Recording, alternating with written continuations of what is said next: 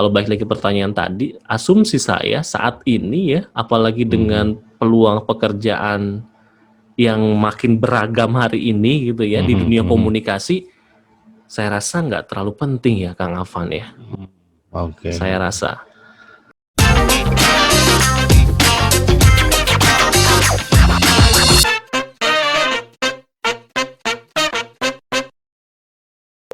Oke, jadi saya nanya nih, Bung. Menurut Abung, penting nggak sih dosen itu jadi PNS? Ini soalnya banyak pertanyaan ya di komentar dulu. Oke, baik. Kalau saya boleh berasumsi saat ini, saya pada posisi yang bilang mungkin tidak penting.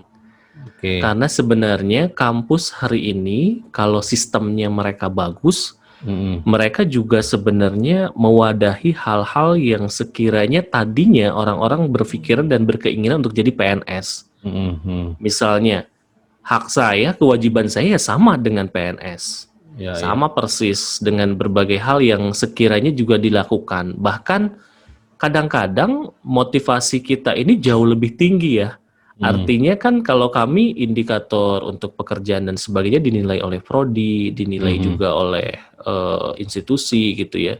Kan kalau PNS mungkin kan karena sudah terikat oleh negara, kadang-kadang mungkin ada hal-hal yang artinya ya pemikirannya berbeda lah kan ya begitu jongjon ya. lah yang sebutnya ya. Ya jongjon lah kalau bahasa Sundanya itu kan. Nah, tapi kan kalau kita nggak bisa seperti itu, kita tetap harus memotivasi diri, memacu diri. Kalau balik lagi pertanyaan tadi, asumsi saya saat ini ya, apalagi dengan peluang pekerjaan yang makin beragam hari ini gitu ya di dunia komunikasi, saya rasa nggak terlalu penting ya Kang Afan ya. Oke. Saya rasa. Mungkin ini soalnya banyak pertanyaan masuk di YouTube itu yang di komentar ya dulu di video yang sebelum-sebelumnya tuh gitu. Jadi si channel saya tuh ya tidak sengaja terbentuk jadinya tuh ngebahas masalah karir dosen, Bung. Mantap Jadi kalau begitu. segmennya tuh ke situ, makanya banyak pertanyaannya tuh masalah linearitas dosen, masalah segala macam gitu. Sampai Keingintahuan yang besar dunia dosen lah seperti apa gitu ya. Iya, meskipun trafficnya nggak terlalu tinggi gitu, tapi segmennya sudah mengerucut ke situ gitu. Makanya pertanyaan ini tuh banyak gitu, banyak yang Sering masalah. muncul. Bisa gak katanya dosen jadi PNS gitu kan? Makanya Iya, kemarin iya. tepat tuh pas yang temen yang UT itu dia CPNS lolos gitu kan. Gitu. Meskipun kalau saya tuh tidak pernah daftar PNS gitu, karena tidak tertarik aja sih. Oke. Kalau gitu saya balik nanya, menurut Kang Afan sendiri, seberapa penting sebenarnya PNS dosen hari ini?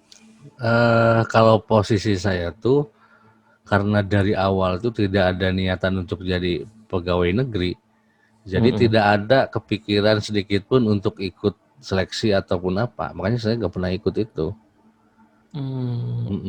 Alasannya apa sih sebenarnya? Selain karena kurang niat gitu kan? Ada hal lain nggak? Jadi kalau dari segi pendapatan mungkin akan lebih besar untuk di daerah ya. Karena PNS kan standar nasional gitu. Standar nasional, betul. Ya. Tapi apa ya? Ada hal-hal yang memang kebebasan yang tidak bisa di apa ya istilahnya ya, yang bisa dilakukan kalau jadi PNS gitu loh. Nah kayak gitu. Makanya tidak pernah sedikit pun terbersit untuk jadi PNS, meskipun untuk dosen ya. Gitu. Makanya nggak pernah daftar saya tuh. Kebebasan di sini itu menurut Kak Rovan kebebasan dari segi waktu, kebebasan dari segi berkarya, atau apa Kang Afan mungkin? Kok saya jadi balik nanya, jadi interview saya menginterview Kang Afan nih? Gak apa-apa sih. Orang kita ngobrol ya, bener. Udah lama juga gak ngobrol kita. Jadi kebebasannya gini, kan kalau kampus atau dosen PNS itu kan semuanya sudah diatur oleh negara gitu ya. Betul. Nah, ada beberapa hal sebetulnya yang bisa. Jadi gini, saya tuh baca tuh gini, ketika itu kampus swasta dan kita yang memiliki kewenangan kebijakan, kemudian mengekspresikan berbagai cara, metode segala macam, justru sebetulnya lompatannya jauh daripada yang negeri kalau menurut saya sih gitu. Lompatannya karena kita terbiasa bagaimana bertindak secara efisien dan efektif, kan anggarannya terbatas gitu tuh, hanya dari mahasiswa kan, Betul. tidak dari negara gitu, sehingga Negara. contoh gini, event kampus saja kalau negeri kan dia sudah ada pagunya kan, sehingga uang itu harus habis misalkan. Nah kita Betul. diminimalisir karena uangnya terbatas gitu. Kayak gitu. Sehingga proses berpikirnya itu. Nah, saya tuh sebetulnya dari awal itu sempat nolak untuk jadi dosen, Bung. Loh, kenapa? Itu niat-niat acan. Gitu. Jadi gak ada kepikiran sedikit pun jadi dosen tuh. Terus bisa kecebur jadi dosen tuh gimana? Diambil ijazahnya saya tuh. Dia Saking butuhnya dosen nih kampus itu. Dia diambil. Nah, tapi waktu itu saya kan sempat nolak gitu ya. Cuman ketika diungkapkan bahwa ini kampus baru, masalahnya gini segala macam, jadi ketantang, wah saya harus masuk tuh gitu. Jadi gitu. Iya. Jadi tertantang untuk membereskan segala macam gitu. Sehingga wah tantangan nih kayaknya bagus, dan ternyata memang tantangannya luar biasa. Luar biasa. Dan sampai sekarang berarti menikmati tantangan tersebut ya. Dari waktu ke waktu, dari semester ke semester gitu ya, Kak Afan. Ya, dan rata-rata kan ada masalah baru yang muncul, masalah ini itu. Jadi kan kalau yang kampus-kampus besar mungkin sudah stabil ya, segala macam manajemennya udah stabil, prosedurnya, SOP-nya segala macam. Nah, jadi saya tuh bergerak di nol gitu, tidak ada apapun. Kebayang ya, belajar sendiri semuanya, membangun gitu Ya, kan. luar biasa. Gitu, hikmahnya memang jadi banyak paham berbagai hal gitu.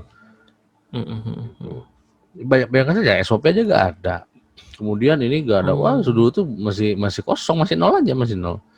RPS berarti bikin sendiri semuanya gitu ya. Semua dari awal sampai kurikulum itu nyusun itu, wah luar biasa pokoknya gitu.